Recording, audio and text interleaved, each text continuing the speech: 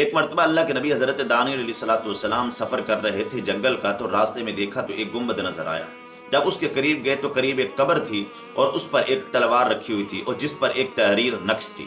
جب حضرت دانیال علیہ الصلوۃ والسلام نے اٹھایا اور تحریر پڑھی، جو تحریر تھی وہ یہ تھی کہ میں قوم عاد سے ایک بادشاہ ہوں، اللہ تبارک و تعالیٰ نے مجھے 1300 سال عمر عطا کی، میں نے 12,000 شادیاں کی، 8,000 میرے بچے تھے اور لا تعداد اللہ نے مجھے نعمتوں سے نوازا، میں نے پھر بھی اپنے رب کا شکر ادا نہیں کیا۔ اس وقت کے اللہ کے نبی نے آ کر مجھے بہت سمجھایا، لیکن میں نے ان کی باتوں کو نہ مانا۔ آخر ایک دن انہوں نے مجھے بد دعا دی، ان کی بد دعا کا نتیجہ یہ ہوا اللہ نے میری سلطنت مجھ سے چھین لی، میرے لوگ مجھے چھوڑ کے چلے گئے، میرے ملک میں قحط پڑ گیا، کھانے کے لیے کچھ نہیں، میرے لوگ بھوک سے مر رہے۔ ایک وقت آیا کہ میرے بیوی میرے بچے سب چھوڑ کے چلے گئے اور میرے پاس کھانے کے لیے بھی کچھ نہیں تھا، اور میں اسی بھوک کی حالت میں دنیا چھوڑ کے چلا گیا ہوں۔ اگر کوئی میری تحریر پڑھے، میں اس کو ایک نصیحت کرنا چاہتا ہوں